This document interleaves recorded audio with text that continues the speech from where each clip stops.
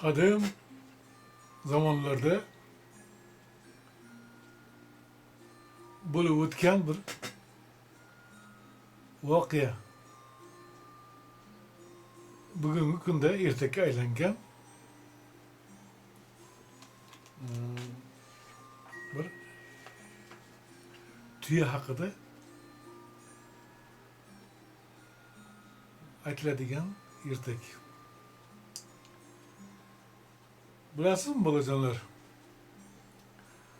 Tuya avval juda chiroyli bo'lgan.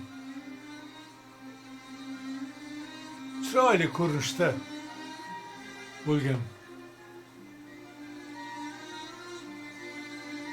Uning tarvaqaylagan shoxi va qalin junli dumi bor bo'lgan.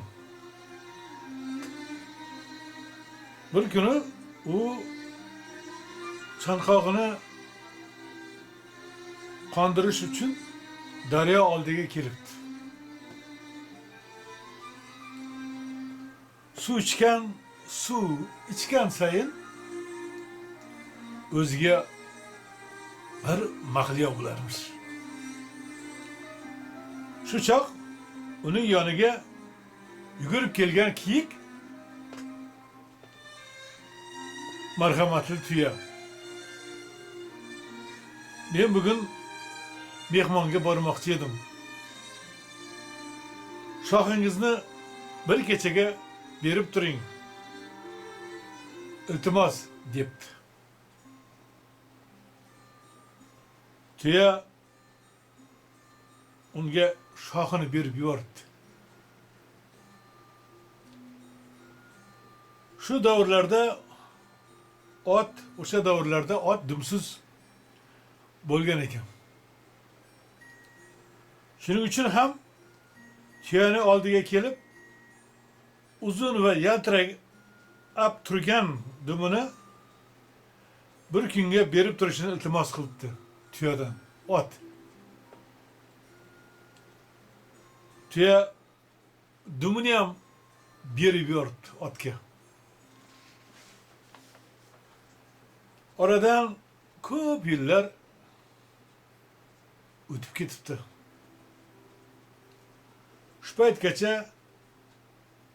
tuyaning shoxi va dumini olganlar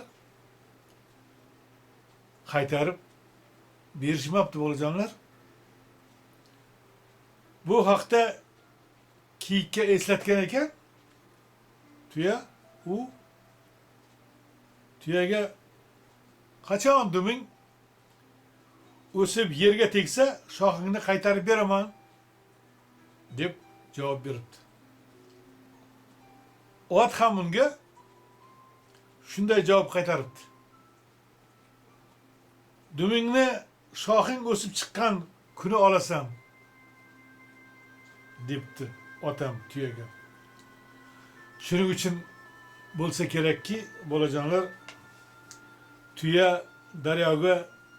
daryoga suv ichgani borsa, atrofga tez alanglab qararmish.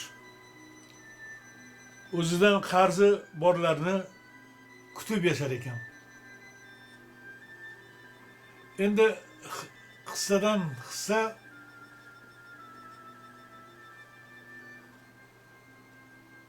labz so'z, gapirilgan so'z,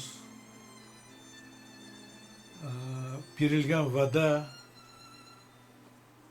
aytilgan gapga har kim ham o'zi javob bera olmaydi. Bolajonlarim, sizlar o'sha gapirgan gaplaringning ustidan chiqadigan, bema'ni va'da bajarolmaydigan, va'da bermaydigan, rost gapiradigan, o'zlaringga bir ehtiyotkor, odobli inson bo'lib yetishishlaring kerak. Bo'lmasa mana tuyaning ko'ngli ochiq. Hech kimdan bir yomonlik kutmagan tuya ana ot bilan kiyikka biriga dumini, biriga shoxini berib beradi. Demoqchi bo'lganim, sizlarni to'g'ri yo'lda, eng to'g'ri nimaga tarbiyalaydigan sizlarning ota-onalaringiz bo'ladi. Ota-onalaringizning aytganidan chiqmasliklaringiz kerak. Iloji bo'lsa, mumkin bo'lsa. Har tugul o'zlaringda o'y, o'zlaringda fikr, o'zlaringda